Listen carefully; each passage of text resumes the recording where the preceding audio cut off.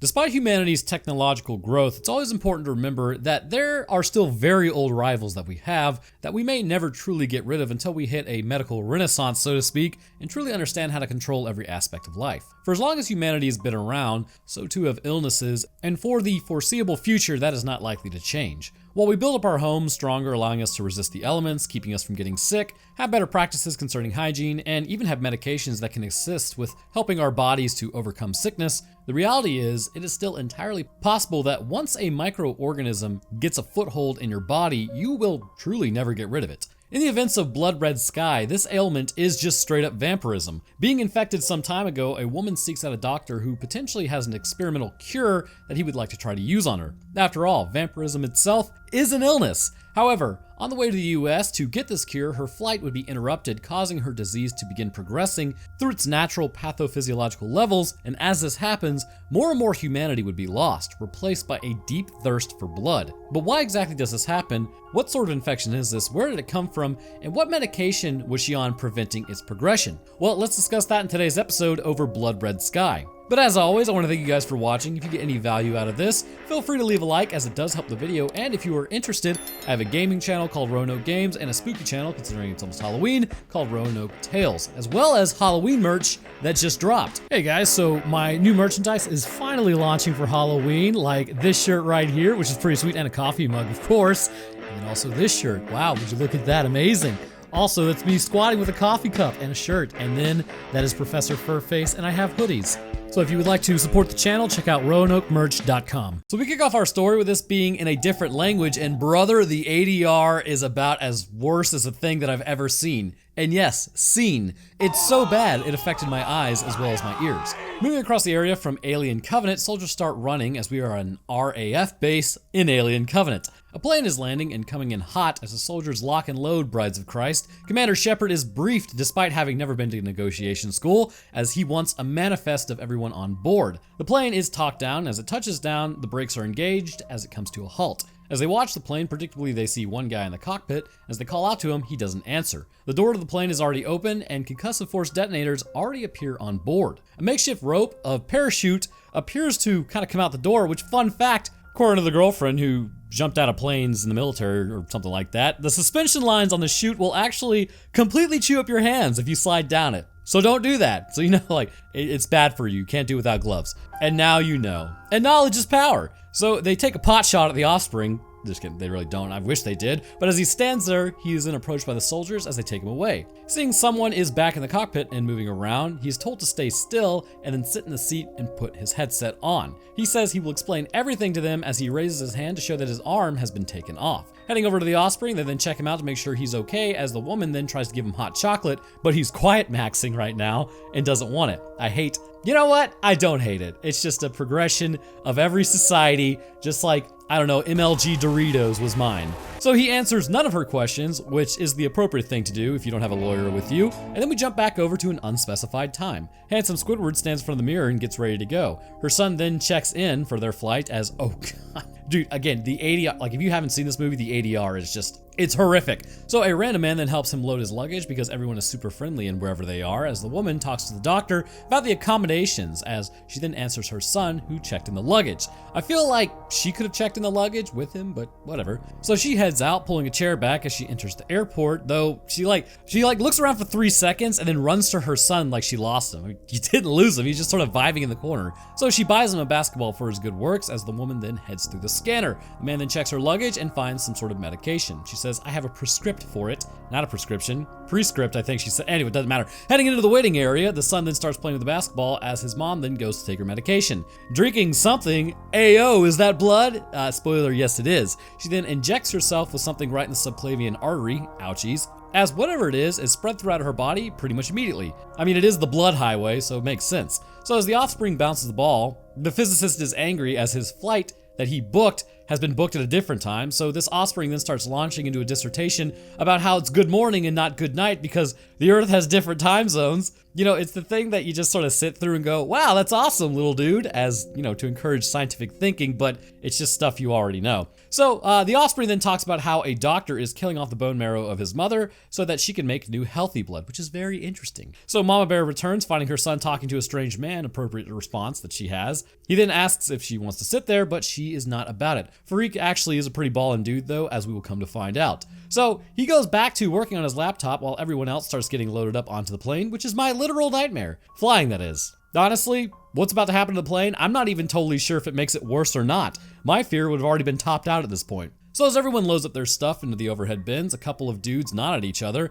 and in the back, a flight attendant then climbs into the cockpit, I guess it's actually in the front, as the co-pilot is completely out of it. Like, bro, pay attention, you're about to fly a plane. Another guy then orders whiskey as the other flight attendant goes to take care of that passenger. Horrifically, the plane takes off. This woman, being a little nervous about it, is actually me at this point, so heading into the friendly blood red skies, they get pretty far out over the Atlantic as the mom then goes to the bathroom once more. Walking out of it, she then kind of takes on the appearance like she just blew that thing up and honestly doesn't want anybody to notice, and the breathing is like that too. So writing in her dream journal, she then sees a picture of her family, and of course we get a flashback to a happy family, which totally means someone in this scene is about to meet a grisly end. Usually it's the wife who's like super happy and jazzed about the husband even just being alive, like, oh Paul, we'll be together forever, and life is nothing but a magical unicorn fart or something like that. So as they drive down a frozen road, I have to ask, like, I get being in love, but this is just like diabetes level, so like, why is it always portrayed in movies like this? So predictably, their car overheats in winter, in the freezing cold, which is no small feat really. He has no idea how or why it overheated. Maybe check the radiator hoses there, brother. Something could have just come loose, judging by where that steam is coming from. You know what? Who cares? You're probably screwed, right? So I'm just gonna break in here. First, engines can actually move without coolant in them, in case you didn't know this. All you need to do is wait for the engine to cool down by opening the hood. More so considering how cold it is. You may just even leave the hood up, roll down the window, and keep your head out the window so that you can actually, I mean, it's gonna be cold as all get out, but more airflow through the engine. Then, when the engine's cooled off, start the engine up and start driving down the road. Go a couple of miles trying to coast where you can, and when it starts getting into the red again, pull over, shut the engine off. You can quite literally limp a car home quite a bit of distance doing this. And considering you got your wife and offspring in the car with you, just blast that heat while you're doing it to take even more heat away from the engine. This is, although I guess technically speaking, the heater core wouldn't really be working, so to speak, but this is preferable to running off on your own. Hell, pack the radiator full of snow from the surrounding area and then just let it sit for a minute to melt inside of the radiator. Then the second you fire that engine up, it'll circulate. Hopefully it won't crack the block, which it shouldn't, but this is like a way to massively cool down the engine as well. Don't put snow on the engine block though, that's all I'm saying. But the leak really doesn't look that bad, and you really didn't have to go off on your own. Like, everyone should know a few things about vehicles considering you're driving them. They're a fantastic utility, but you need to know your tools. Anyways, that's just my 3 cents on the matter. So as he turns to walk off, she then runs up to him, kissing him like it's the last time she'll see him. Does she know something? No, she doesn't. Anyways, so we now come back to the present. Crypto Bro in first class then checks to see how his $30,000 in purchased Dogecoin is doing. Not well, as he complains about how the internet went out. Okay, so question, has anyone who's ever purchased the internet on a flight gotten it to work? To date, I never have. So hearing an argument, the flight attendant then deals with the dude freaking out, as then the guy grabs him. So like this dude that comes out of nowhere, right? He openly announces, he's like, I'm an air marshal. That cannot be standard procedure. The whole point is nobody's supposed to know that you're there and you just announced it to the whole plane. What are you, the rookie? First day on the job? Hopefully the others aren't this dumb. So then the second air marshal then blows his cover immediately by announcing he's an air marshal and then gets stabbed for also being an idiot as the flight attendant then asks where's the third one of you? Dude immediately blows up his companion's spot as the dude walks up and stabs her on the side too. The rookie blows, but luckily he pays for his cowardice as he gets stabbed in the eye and guts. Ouchies. But I'm an air marshal, freaking idiot. So the lights get turned on as the flight attendant then comes out, as they're all part of the same group who is taking over the flight. Cold Stone Steve Austin then heads to the front of the plane as the other pilot was poisoned and the co-pilot was in on it. Also, the flight attendant is unhinged, as we are about to find out. One man begins looking for writing with a UV light, and then cutting into the floor, Cold Stone gives a speech about, we've hijacked the plane, and everyone needs to put their hands on the seat in front of them, and remember to smile. Like my brother in Christ, look, we get it, you took over the plane. We're all very proud, but not everyone here is like a child, and also I just said the C word. Let's see if this video gets nuked from orbit. So the flight attendant comes over to Naja as then he's told just to chill out. Heading to the back of the plane, the Hijackers is turned off so the co-pilot can actually turn the plane around. Elias then astutely notices the plane is turning around as Nadja says, maybe we're just avoiding a storm. Yeah, I don't think so there, gal. So the co-pilot now lies about their heading, and so you're telling me we aren't heading to New York anymore. Nice job. Elias then shows his mother where they can hide as Farik the Giga Chad and a few others are brought to the front of the plane. Nadja then makes a run for it and then takes a few rounds to the sternums. Ouch! My xiphoid process. The flight attendant then pulls the force multiplier and the other guy, as Elias, is then grabbed and brought to his seat. Cold Stone Creamery comes back to ask what happened as he confronts 8-Ball. And yes, his name is 8-Ball, but I'm gonna call him No Balls, telling him he will take him out if he screws up again.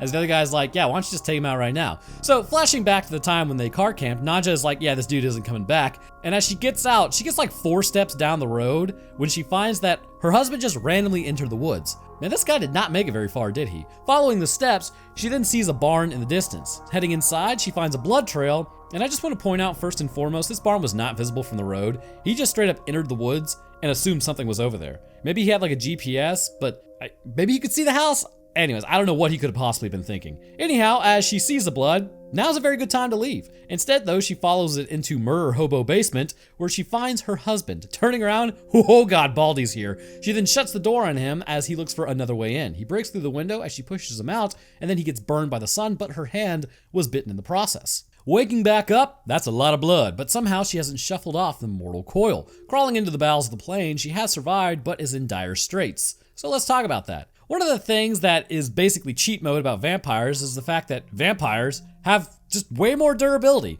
What typically would kill a human is really not a problem for this subspecies called, you know what, I'm calling it Homo Vampirus, because they're a subspecies of human. The question though is, why? Now, because of the location hit, this would mean there are 2 possible reasons for this existing as such. Either the organs themselves are not vital, which I don't really think so, or the clotting factor must exist coupled with the healing factor. Based on what we will see later, I believe it is the clotting factor, considering it also comes from the bone marrow. But what we will see with Nadja and this injury is, in fact, it's pretty critical. But only because she recently took her medication, and this medication presumably prevents symptoms of vampirism from progressing, which means her clotting factor likely isn't as great, so this leaves her in a relative human state. She's caught somewhere between human and non-human. The shot initially hit, which obviously would take out a human, but in this instance, enough of the medicine must have been processed that while knocked unconscious, she was able to survive her wounds, and this may have just been a timing thing that she got exceedingly lucky in. The medication appears to halt the progression of vampirism,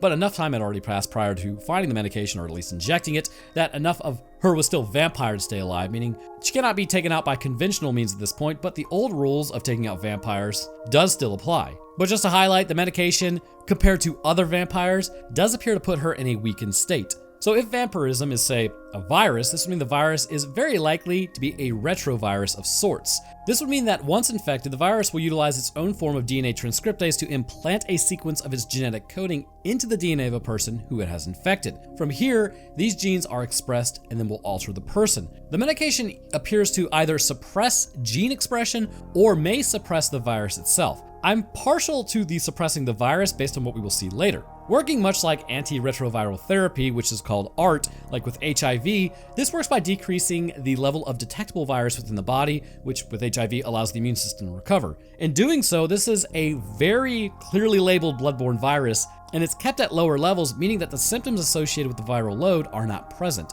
However, due to the fact that this virus is unchecked early in its infection, things like hair loss, iris color change, becoming more pale like albinism, progressed at a normal level, which in turn caused her to change. Once taking the medication, this prevented the virus from replicating, preventing progression of the symptoms, but what was done was already done concerning her physical changes. Now you may be wondering, how does this actually work? Well, there is something known as reverse transcriptase within the body, and this allows for things like HIV to translate into RNA and then ultimately into DNA in the body. If the vampiric virus is taking the same route, this medication prevents the same thing from taking place. That said, it appears to be a fully bloodborne virus, as we have discussed, and what's even more interesting is the route the doctor was going to take to try to cure her of it, which has real-world implications, and in reality is entirely possible that it may have worked. But we will get there in a moment, because there's one guy who literally said in a short that I had that I need to stop discussing science in these videos and just discuss the movie. Dog, you ever think you're not the target audience?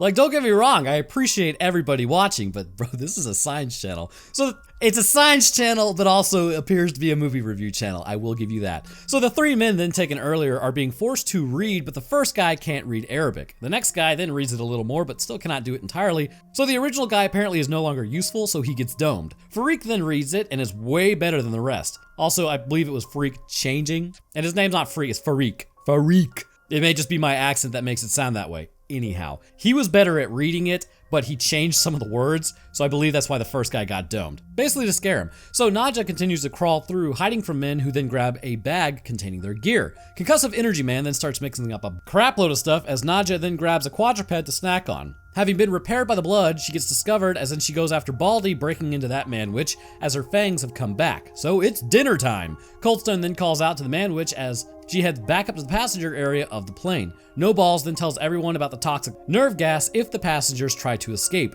They're on a plane. Where are they escaping to? So as the Losers Club then head into the bowels of the plane once more, they find the dog that got from earlier as well as Baldy. Nadja then finds evidence of concussive force detonators and no evidence of nerve gas, which means they're just gonna blow up the plane. Elias then sees his mom and then goes to her as Goody Gumdrops over there's like, no, you need to go back to your seat. Like, listen, old man, shut up. What are you, hot and bothered for the Losers Club? Like, no, they're gonna, what? Also, there are no pilots flying this thing, so this is not a good situation. So the question at this point clearly has to be, considering Nadja is back up in action, how does the blood repair a vampire? Following it to its conclusion, a vampire will drink blood. Now, why is this necessary? As with all vampires, I believe it comes down to gene expression and critically missing components such as vitamin D. Vitamin D is synthesized as a vitamin, like when you stand in sunlight, your body makes it. Of course, you can also supplement it as well, but clearly vampires cannot stand in sunlight.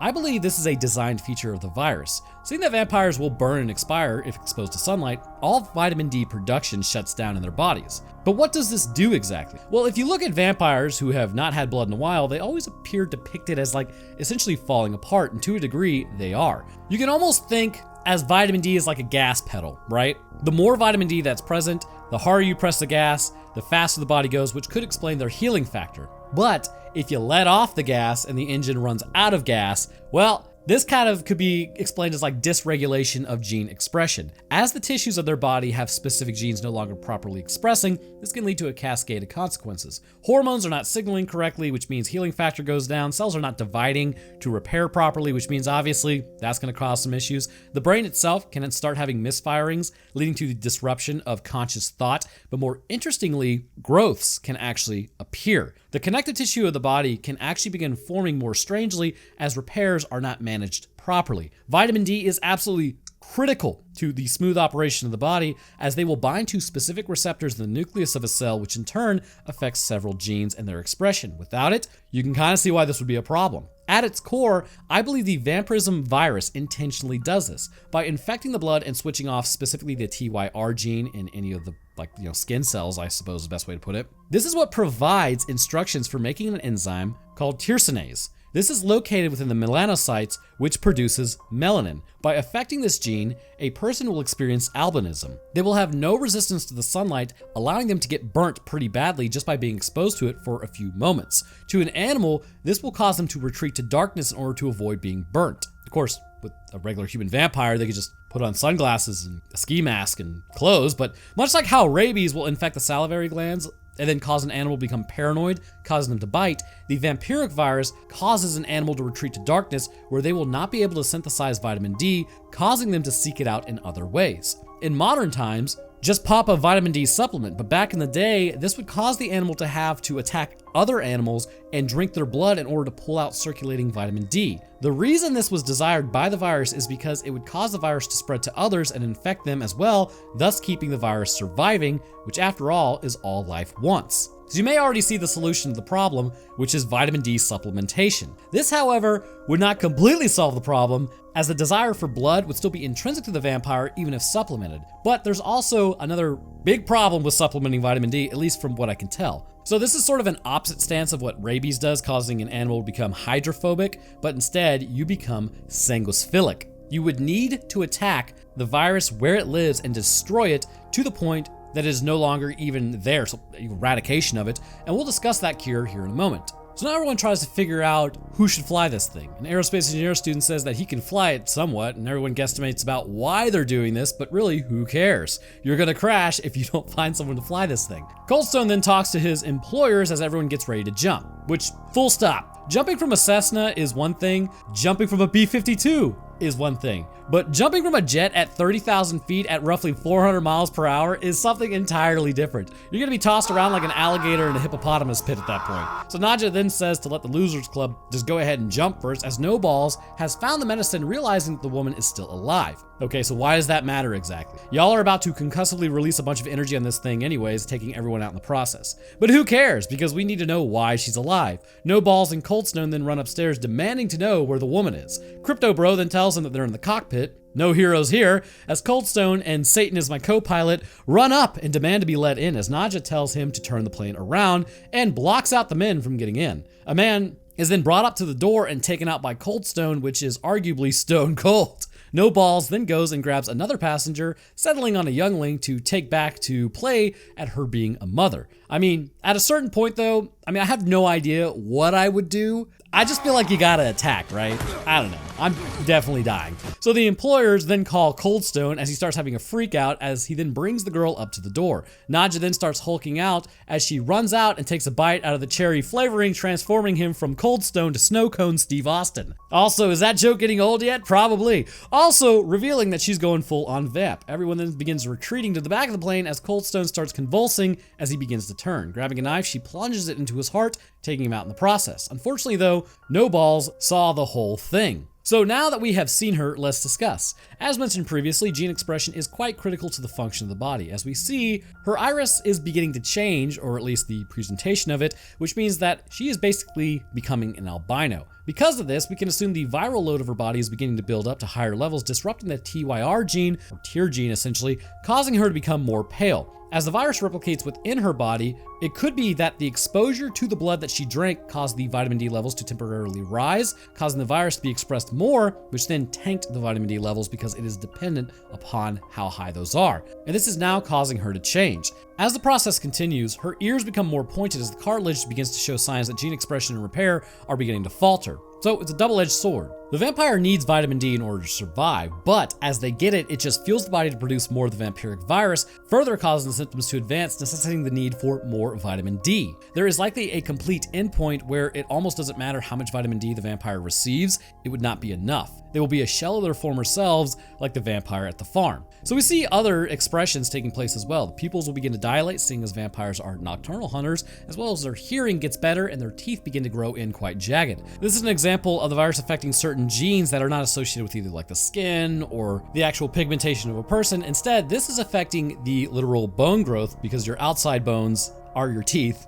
It's so stupid. They are technically outside bones. There's a whole song about it. Anyways, so the reason these teeth grow in this way is it allows for easier piercing the skin, although really human teeth are very effective at this as well. So strength appears to increase, and clearly this is a bloodborne illness, as anyone who gets bitten but still has a beating heart can come back as a vampire. However, destroying the heart, the blood can no longer circulate, meaning the virus cannot replicate to new tissues or replicate in new tissues, genes cannot be expressed, and the body dies. This means vampires are still very much so mortal, they're just infected. So return to the captain's door, it's locked tight as she begins smelling the youngling. Attempting to resist, the offspring gets up and runs off. No Balls then requests Nadja's bag as he reads her dream journal, as then she requests No Balls be sent to the penis explosion chamber and have his penis exploded immediately. Anyways, he realizes that she's a vampire, as then he pulls a UV light as Nadja goes to give herself some medication, getting a flashback. Heading back home, she tries to take care of Elias, who's constantly crying. Colic is a real thing in Offspring.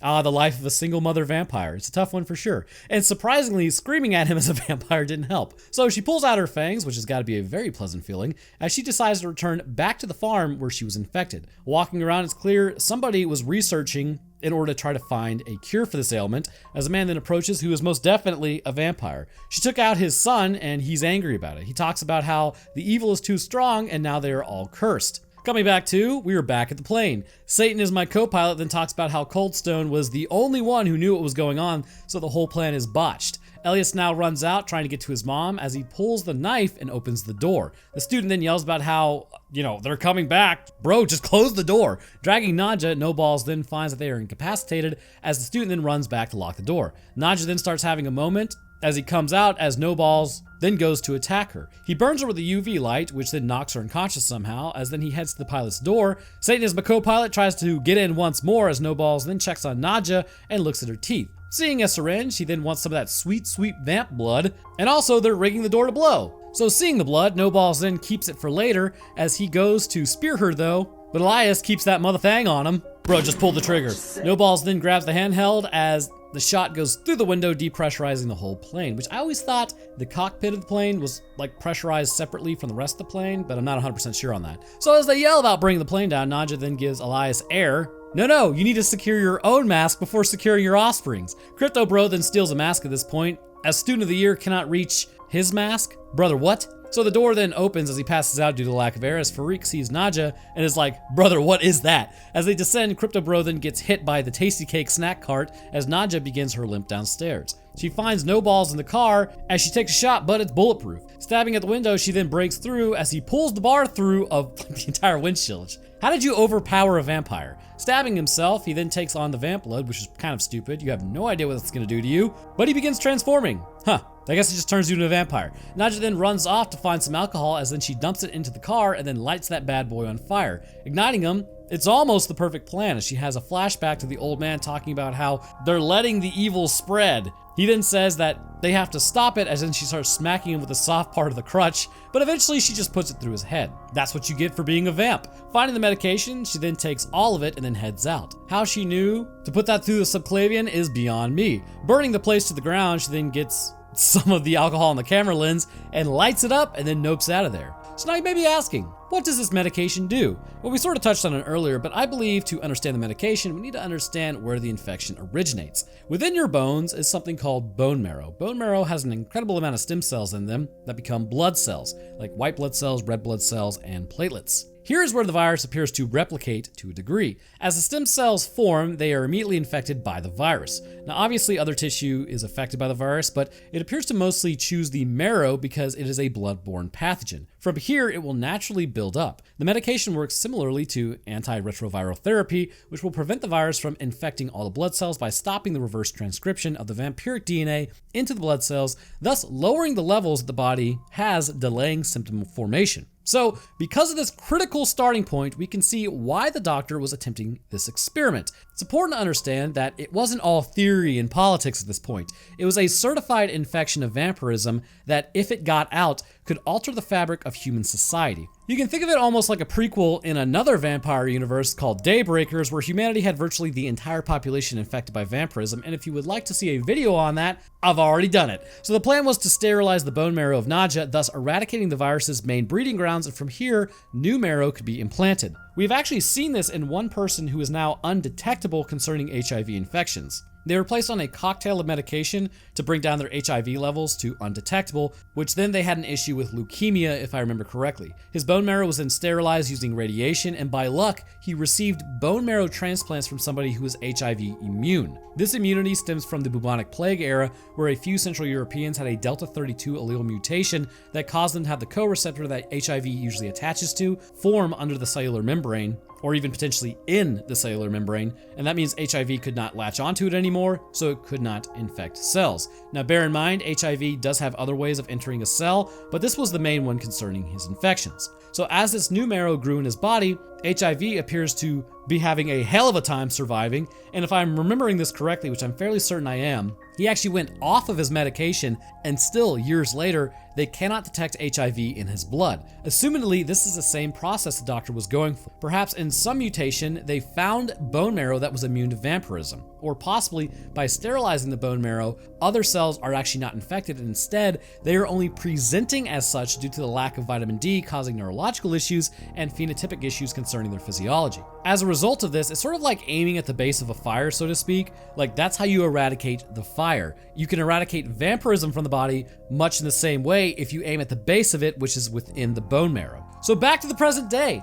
Ms. Dilated Pupils here hangs out as the plane then levels out, probably around 10,000 feet or so, as the Losers Club can now breathe. Satan is my co-pilot, then determines there's a fire in the hold as the fire is extinguished before it can take out No Balls. Nadja then goes to climb out as she gets pieced up by one guy running through. Ouchies, like her legs just get, oh God, Swiss cheesed. As then she locks the Losers Club down there, as then she calls out for Elias. Checking on No Balls, he is alive, but then he immediately bites Curtis as then he climbs out. Using the last round, No Balls then takes a shot to the shoulder as Nadja checks on Satan as my co-pilot, as the other guy is then dragged down by No Balls. Trapping him down there with Mr. Goody Goody Gumdrops, grabbing the force multiplier, one guy then yells about how he can help as he was in the army. Listen, I got a few buddies that were in the army. I think they might make it worse. So No Balls then jumps on his compatriot and then starts drinking his blood as Elias then goes to grab the flashlight as Farik asks what's up with Elias's mother. Nadja is currently placing a bunch of crap over the doorway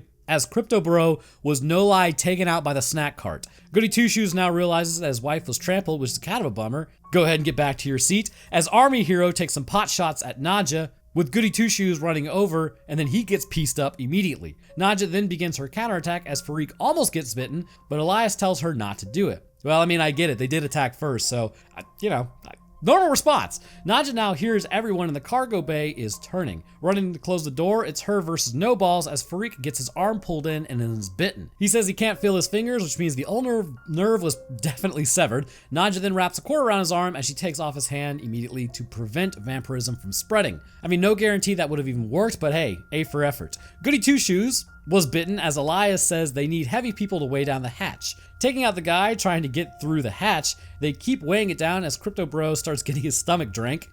Nasty. Nadja and the old man then engage in a fight at this point as she takes him out. Heading to the back of the plane, everyone begins freaking out seeing a vampire, as one probably would, as she grabs Satan as my co-pilot as he reports they need to divert to the nearest airport or they will crash because they are running out of fuel. Crypto Bro apparently literally ruptured his kidney when the snack cart hit him. I figured he would have had enough padding there. Your kidney is not on that part of your body. As Satan is my co-pilot then calls out on the radio, but nobody answers. Elias and Nadja then head to the cargo area as she starts to become a little more animalistic all the time, which is probably a great sign. So as they fly to the nearest airport, the doctor then says Crypto Bro is probably screwed. Satan is my co-pilot calls out saying they had an issue with the hijacking, but not before playing the automated message for like 10 seconds, really kind of concerning air traffic control. But he then says they overpowered their hijackers and they are coming to land. Elias at this point tries to find his mother's medication while Crypto Bro continues to bleed out. The doctor then leaves him to get something for the pain, but I don't know, dude's just about done, so maybe just sit with him while he meets his end. However, as he sits there with nobody watching him, he has a plan. A really stupid plan. A plan so dumb, it couldn't possibly work out. So crawling his way downstairs, the doctor then grabs the morphine, opening up the door like an idiot. He then asks No Balls to turn him so that he doesn't die. Well, surprise, surprise, No Balls instead just sort of yeets him and then attacks everyone else. Elias then calls for more medication, somehow getting through as Nadja realizes, yes, the entire plane is now about to be turned into vampires. Nadja says they cannot land, deciding that they should instead detonate the fuel tank. Nadja says that she will stay behind to do it after they land, as Elias then heads back to set the charges, having just blinded his mom with UV light. Thanks, bro. Climbing out, he's immediately found by vampires. Great plan. Nadja goes to open the door, saying that he's gonna be eaten, as Satan is my co-pilot says we should just watch. Finding Curtis, whose spine was given some fresh air, I guess it's really not just a stake through the heart, but an axe through the back, or maybe a head in the wood chipper. That probably works as well. So Nadja then tells Elias to come back as he gets grabbed and then retreats under the car. Nadja then starts having a freak out as she asks how hard it is to land a plane. Satan is my co-pilot, makes it sound really easy, so she asks if Farik could do it, and then turns and just straight up drains Satan is my co-pilot to amp herself up, as No Balls can then hear Elias screaming. Going full on vamp, she then screams at the plane because the cost of airfare is so high, as she opens the door and starts making her way through. No Balls at this point goes after Elias, but gets pieced up by Nadja rather quickly, and we now get some good old-fashioned vamp-on-vamp violence. You love to see it. Nadja then gets bitten, getting a double dose as Elias then lures No Balls in as he detonates the door. Ah yes, that tinnitus is definitely permanent. Nadja then goes and nudges him out of the plane as Farik starts talking to ground control. Seeing the door has been blown open though, Farik sees no balls climb back in as he turns the plane, burning him in the process as he's exposed to the giant nuclear fireball in the sky. Joy abound. Cutting his hand, Elias then gives his mom some blood and she is renewed, but she almost becomes completely lost in the sauce, so she pushes him away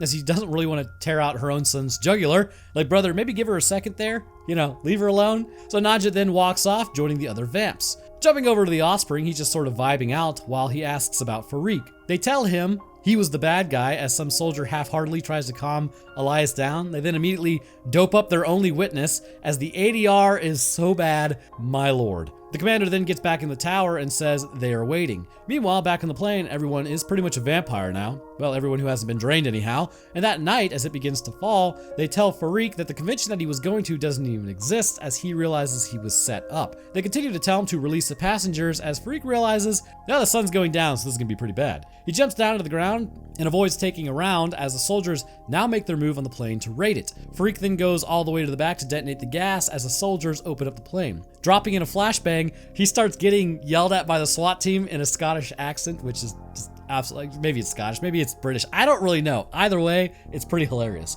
So as they enter the rest of the plane, everybody just starts getting bodied. They begin taking away the offspring, but he just straight up then stabs the medic in the leg with morphine, like you were just overpowered by somebody a quarter your age. Nice job. So they're basically gonna drug him up again, which I don't think he would have needed it, but Elias then escapes. The vampires launch their attack on the SWAT in the plane. Farik then keeps yelling insane things as he's getting taken away, which is not helping his case, and he sees Elias as he starts yelling to him, but the offspring hears nothing, probably from that explosion earlier, which definitely deafened him. Meanwhile, SWAT is getting totally bodied, years of academy training wasted. With the vampires having subdued the team, he sees his mom eating her manwich. She is completely changed at this point, does not even recognize him as she begins running towards him. Apparently, Elias has had the detonator the whole time. Alright then. So he blows the thing, and for some reason, even assuming, like everybody assumed Farik is responsible for this, they just kind of let him go to go grab Elias. So the vampire problem is kind of taken care of, I guess, with the soldiers moving in with them, and again, they have no idea Farik isn't responsible for this, as they assumed he was. Like maybe he just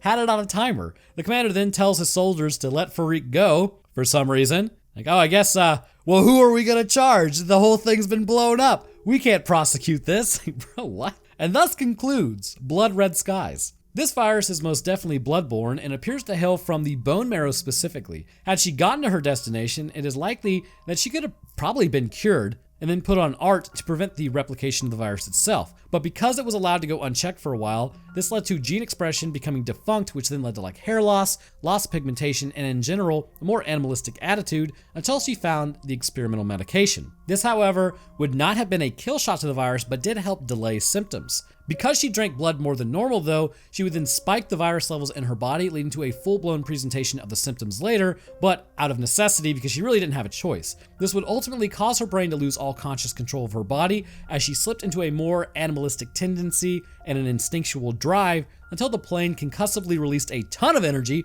leading to the end of her due to her proximity and all the other vampires on board. But anyhow, I want to thank you guys for watching. If you enjoyed, then leaving a like would be great of you, and subscribing is a great way to stay up to date on when I post. I'll drop my Twitter, Discord, Roanoke Games, Roanoke Tales, as well as my Patreon. But speaking of patrons, I'd like to thank mine real quick. First, I'd like to thank our astrophysicist, Death Dancer, and Feather. Thank you guys. Next, I'd like to thank our scientists, Dakota23, Invictus Echo, Lucian Dragon, Metric System, and Vurix Hellstrom. Thank you guys as well. And to the rest of my patrons, you guys are absolute ballers, and I love you. Alright, so that's enough parasocial relationships for me. I hope everyone enjoyed, and I will see y'all in the next one.